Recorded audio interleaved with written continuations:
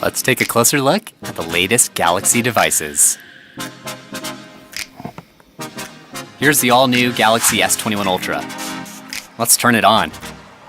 The S21 Ultra is secured by Knox. Isn't that sound satisfying?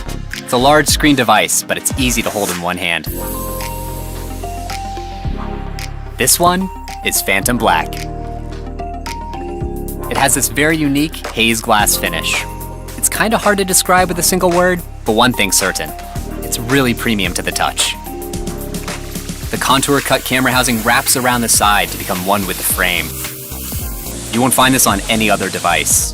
The S21 Ultra has an Infinity O display with super slim bezels. The screen-to-body ratio is really impressive. Wondering how big the Ultra is compared to other models? It's about a finger's height taller than the S21. The S21 Ultra has 4 cameras, including 2 tele-lenses with 3x and 10x optical zoom. The dynamic AMOLED 2X display at up to 1500 nits is super bright. Just look at the contrast compared to the S20 Ultra. And with an adaptive refresh rate up to 120 Hz, you get smooth, lag-free scrolling. The S21 Ultra brings S Pen support to the S series for the very first time.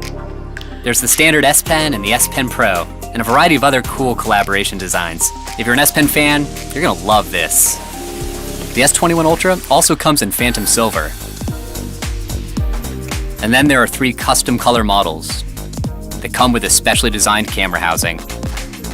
Up close, this housing has a micro-engraved texture. It kind of looks like a carbon fiber weave, but it's something you've never experienced before. It's eye-catching. The Ultra line is synonymous with the best of the best in the Galaxy lineup, and the S21 Ultra doesn't disappoint.